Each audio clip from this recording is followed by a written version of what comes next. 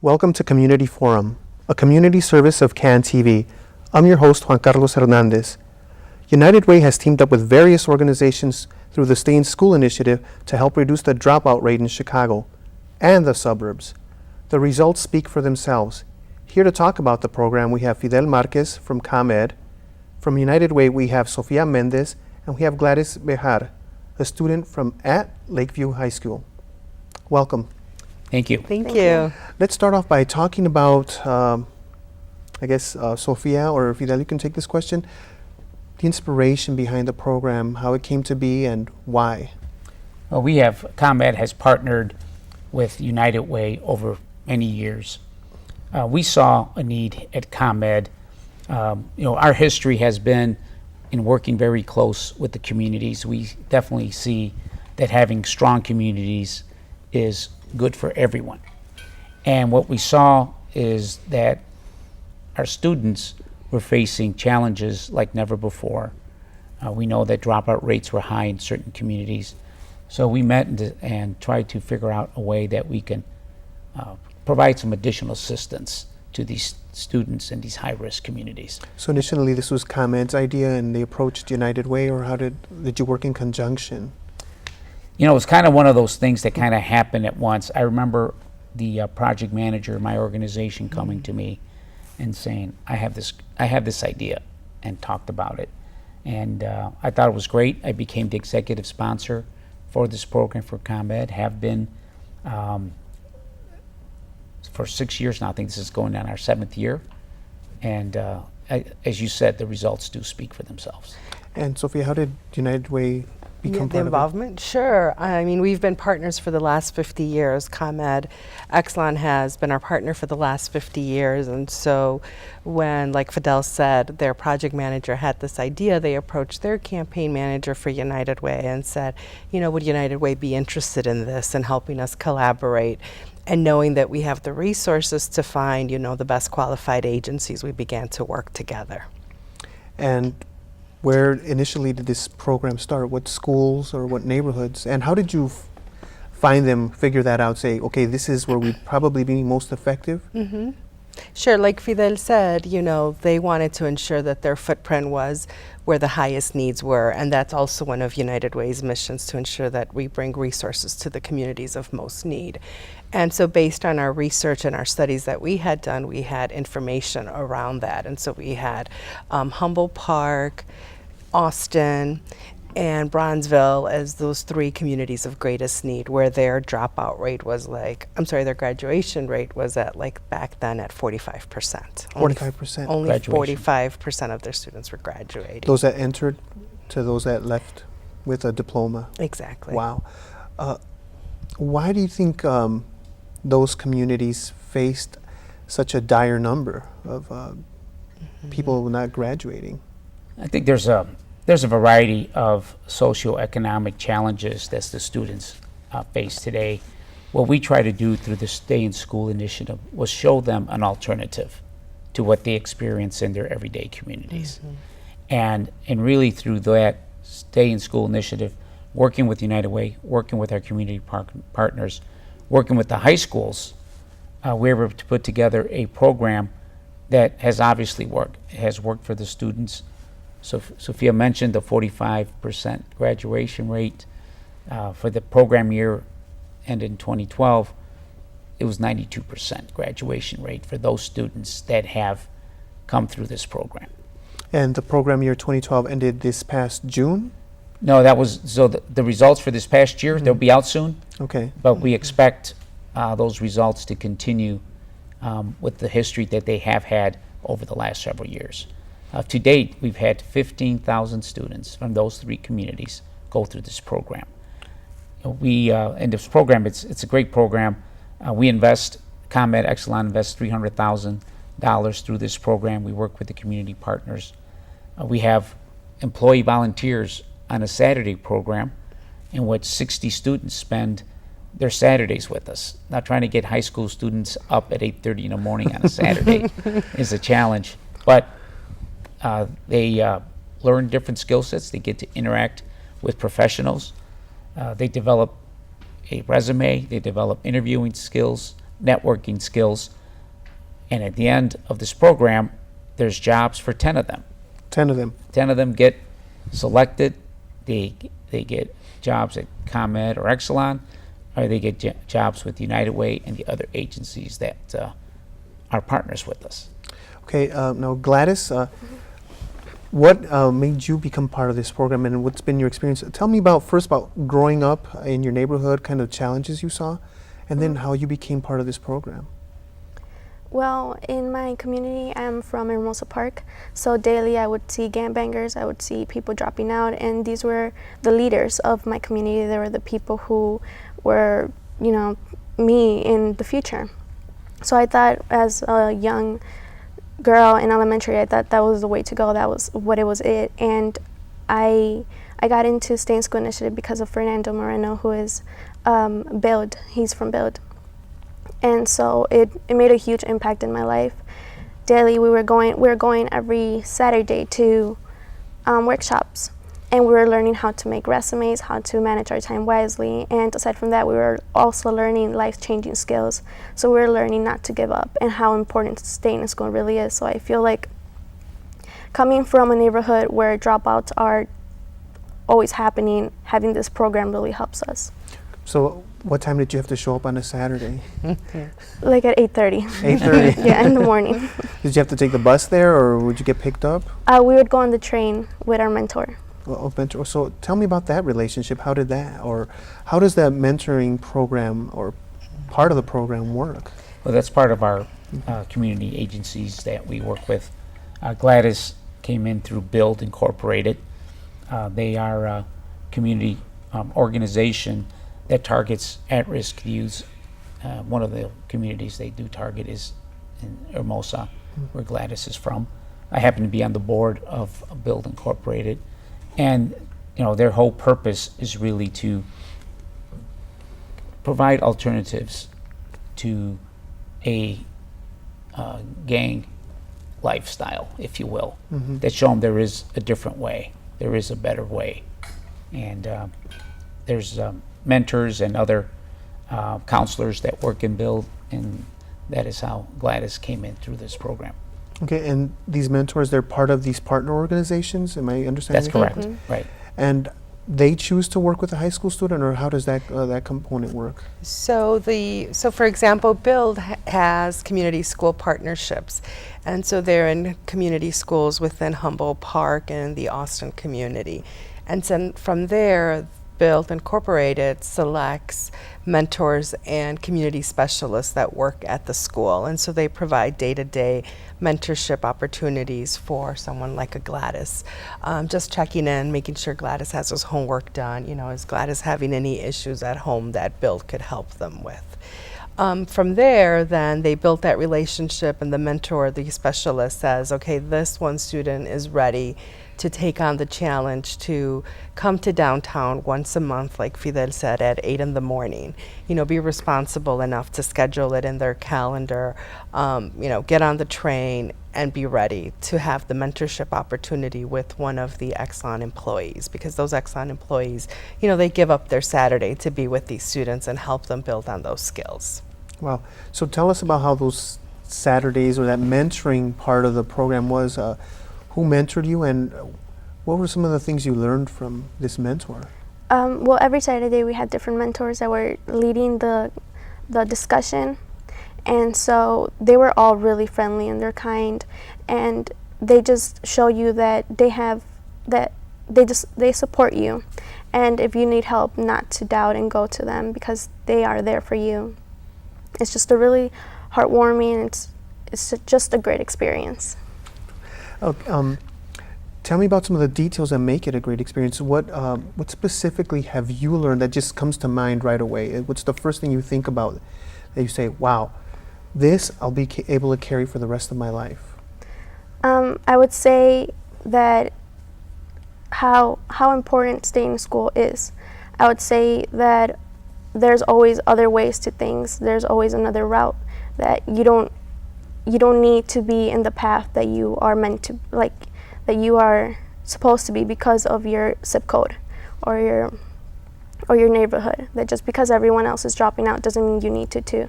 You have another chance, you have an opportunity, and you need to take advantage of it. Okay, so this program is pretty big and it's growing now. You're in 13 schools right now, I believe? We work with 2 agencies right now. They're in several schools throughout. We're expanding, so we're touching more neighborhoods. Actually touching the town of Cicero as Cicero well. now, okay. So we will have six agencies total, beginning in a couple of months. It seems Yeah. like, or a few weeks. Right, in a couple of weeks, actually. A couple of weeks. Couple of weeks starting the new Kickoff. the new kickoff for this school year. So it has been, Juan Carlos, wildly successful. We're very proud of it. Gladys is the reason we do it. Gladys is the reason we're out there on Saturdays. Gladys is the reason our volunteers come, because they see it as well. And when you help someone like Gladys decide that this is a better path than perhaps what she's exposed to every day, it makes it all the worthwhile. Now, yeah, I imagine so, and well, I'm going to ask you about that in a couple seconds, but you also mentioned, well, you're expanding into Cicero. What other neighborhoods are you expanding to within the city limits? So Grand Crossing, we'll be expanding to Grand Crossing, Lawndale. Lawndale as well. We've mentioned Cicero. We're in Westtown and Humboldt and the Austin neighborhood and Bridgeport. Are you going to go down to Bridgeport now too? Yeah, your hood. My hood. Great. Now, how have teachers, school administrators, and well, we'll get to parents in a minute, but how have teachers and administrators at these schools reacted to this involvement, to this work? They've been very, very supportive. And so Exelon and United Way, we do a really good job in ensuring that we strengthen those partnerships through our community agencies. And so whenever possible, once a year at least, we do site visits. And so we go out to those community schools and talk to the principals directly to talk about our work and how we can, work together for the betterment of Gladys, how we're going to work on her education plan to make sure she's on track to graduate and continuing beyond high school. So we've had much successes where the principals open their doors and welcome some of our Exelon volunteers to come in and do gardening, to do painting, mentoring, interviewing skills. We also have had successes where they come to our first kickoff or they come and celebrate with us for their graduation, for the students' graduation. And teachers, what have your teachers said about you being involved in this program? Or what do they see? Do they see a difference in students that are in this initiative as compared to other students who choose not to be involved or can't be involved? I think there is a huge difference because as I was one of the people in Stay in School Initiative, it has motivated me more. So I was a A and B student, and now I'm a straight A student. Straight A's? Yes, and I'm seeking more things now, and I'm more confident. I have more spirit to do things, and I think I'm also motivating more teens, and teachers really like that.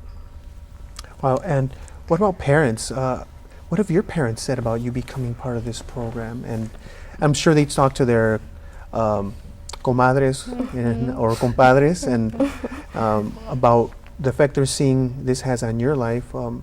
What have they told you in all this time that you've been in the program? They're just really proud of me. They are so proud that I'm on track to graduate and hopefully going to university, and that's something that they didn't look at before because it was lack of money. So now they're just really proud of me, and they just proud. Are they comparing, or do you have other siblings? Yeah.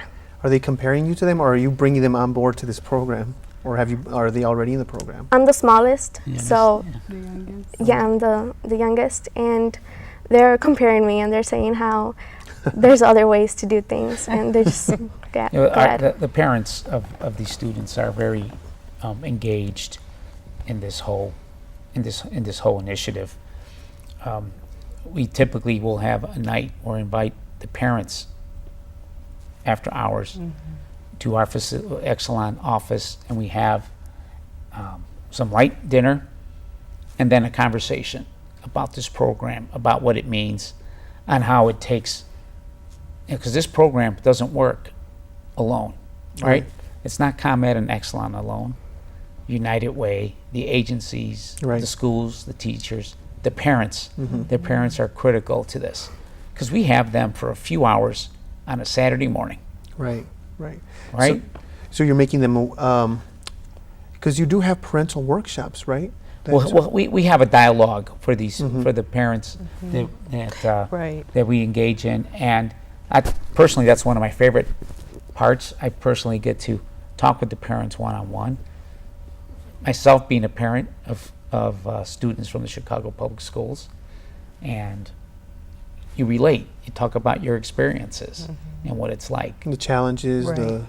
the promise Yep. as well. The other thing that we so good. also do as part of the things that we measure is we do the social engagement part with the young student and their family. And so not only do they have academic outcomes that they have to achieve and leadership outcomes for themselves, but they also have to engage socially with their community and their parents. And so at least twice a year, the young student and the parent, come together and do some kind of social service, community volunteer project together.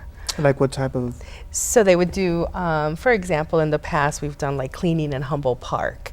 All together, we came together. And so that just helps so that it brings the awareness, a sense of community for both the student and the adult. And then also, there's that generational gap.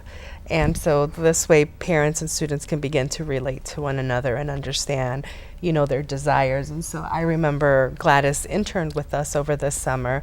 And I remember we were just chatting. Yes, Friday was her last day. And we were chatting about where she was when she first came in for the Stay in School initiative. Very shy, kind of timid, hard worker, dedicated, always the first one to get her homework done and be there on time. But she was very timid. And over the last 6 weeks, she has spoken at least 4 of our United Way campaigns, talking about her story and her successes. And so Friday, I reminded her and I said, Gladys, do you remember where you were when you first came? You need to celebrate, where you are at now and being able to be in front of public and speak and feel very comfortable. And so those are some of the things that, we want to make sure that students are successful and are on that path to graduating. Now, besides Gladys, she's still in the program, has a couple years to go. Who are some of the students that come to mind that have graduated and gone on to university and been very successful? The programs have been around for a few years now. You obviously have some of those connections. You don't have to mention them by name, but we have a couple, so we have, and I will mention them by name because we have very good connections with them still. So one of the things that we also do, the other component, is we invite students that graduated already from high school, and let's say they go away or they plan to stay in the city, we open and we say, you're more than welcome now to come back and be a leader and give back to a younger person like yourself, so like a Gladys. And so we have a Matt Curtis, we have a Javier Navarro who have come back and given back of themselves. Javier last year was with us at every single Saturday workshop because he was at Harold Washington College finishing up his sophomore year. And so he was really committed to, it made such a difference in his life. He wanted to ensure he gave that back. And there was one particular student that reminded me of him, but I didn't say anything. And at the end of the session, he's like, I need to go talk to the student. And I said, yes, do you remember when you were like that? And he said, yeah, I absolutely do. And Javier now, today as we speak, is at Champaign-Urbana entering his junior year in a, economics degree. Economics degree. You were about to mention a story of a person that you recall. Yeah, there's a young lady went through the program. She was always very much engaged and excited, Spark. right? And she was a spark plug for everybody. She got everybody going real energetic, loved her energy, went through the program, and she had a very tough background, as a lot of our students do.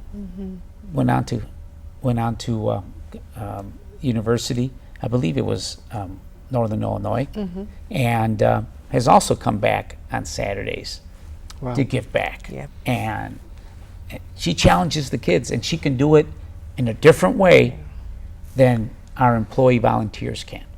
Because she says, I was there last year where you're at.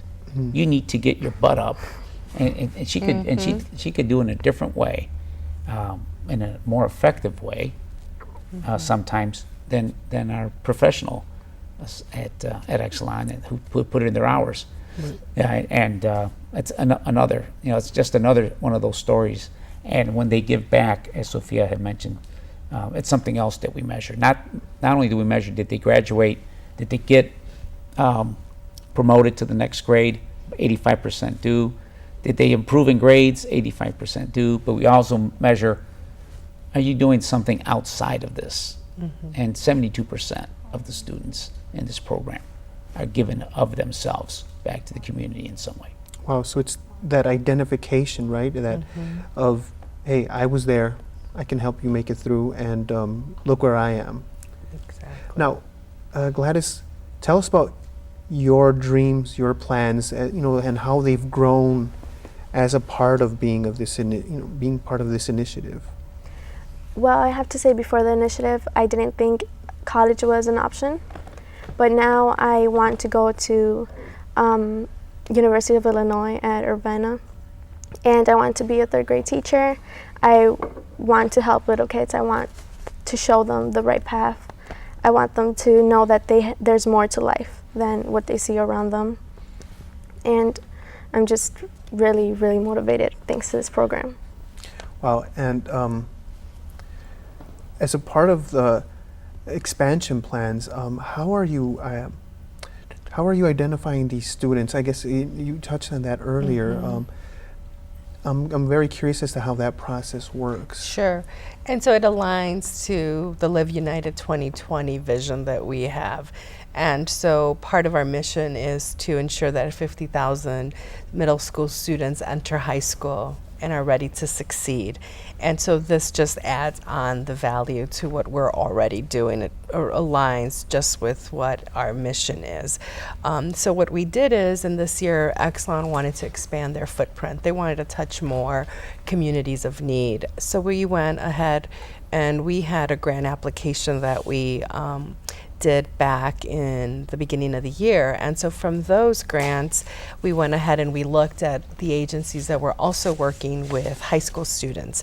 And so what we were able to do was double up the resources for those community agencies. So they were able to serve middle school students as well as high school students. And so their middle school students that they're serving now can go into this feeder high school and continue with the resources that we have thanks through Exelon and the Stay in School initiative.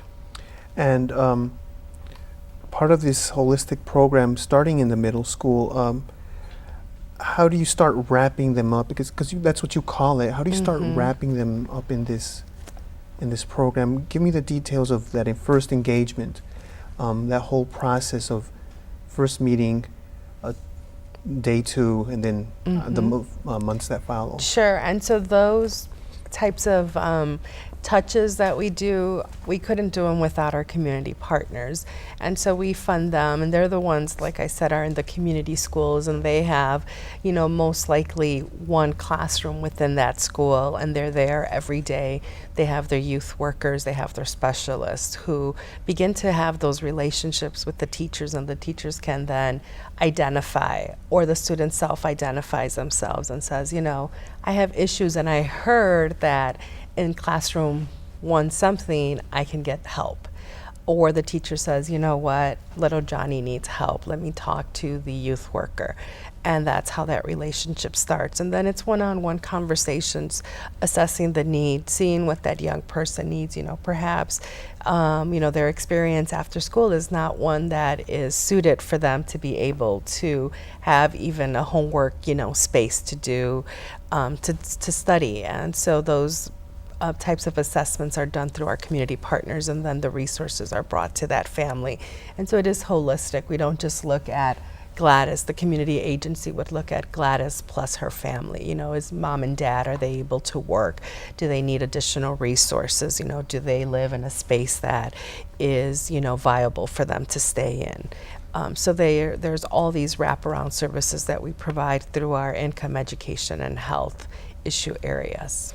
So if you do see, for example, somebody like Gladys or somebody similar to her, they're facing some challenges that perhaps the Stay in School initiative does not fully respond to. Is that, am I understanding you correctly? That's correct. Then your community partner steps in, correct? Correct. And what do they do? For example, you mentioned the fact that they might not live in a very good place. Somebody might not be working. What does the community partner do in those So the instances? community partner may have those additional resources within their organization that they provide to families, you know, rent support or, you know, job placement. But if they don't, then the agencies that we select is we select strong agency partners that have those types of relationships within their community. And so they know that they can call the next agency, you know, perhaps a block away and say, we have this family that has a need, you know, I'm about to send them to you. Can you provide those additional resources to them? Now, Fidel, have you worked with somebody, both of you have been in this program for a number of years, where you help the family, not just the child, but the family, together with a community partner, find a new place, come out and actually have a better future? Yeah, not directly through ComEd or Exelon, as Sylvia mentioned. It really is, that's really where these community resources, community groups, that's their niche. That's what Right. they're there for. They know what's going on in their community, and they're really best suited to help families in those situations.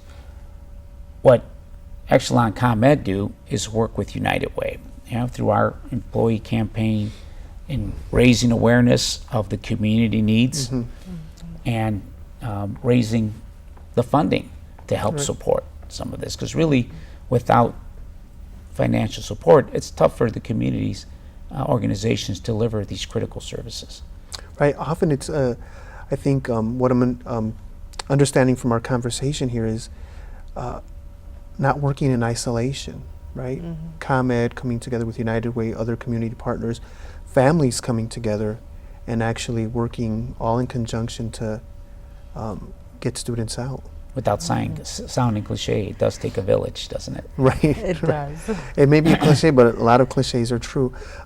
We're getting close to the end of the show here. For students or parents who are thinking about, or even teachers or administrators who would like to be part of this, what would you tell them, or what steps would you tell them to take, starting with Fidel? Well, as Sylvia indicated, Exelon ComEd was looking to expand this program into other communities. We had a solicitation process. We've gone through that, and now we're going forward with that expanded program. We're going to see, this is a big step for us, going from 3 to 2 to 6 communities. We're going to see what 2013 lies ahead for us, and see what goes beyond that. But we've gone through the solicitation process and working through the schools. I think it's best to contact United Way if folks are interested in this. Great, thanks so much. I'm sorry, I wish we could get to the other part of my question, but No. we're out of time. No. Thank you so much. Well, thank you, Juan Carlos. Thank you, Juan Carlos. Community Forum is a community service of CAN TV. If your nonprofit organization would like to work with CAN TV, call 312-738-1400 and ask for nonprofit services, or visit our website. Tune into Community Forum for local issues and concerns every Saturday at 7:30 p.m. on CAN TV 21. I'm Juan Carlos Hernandez. Thank you for joining us.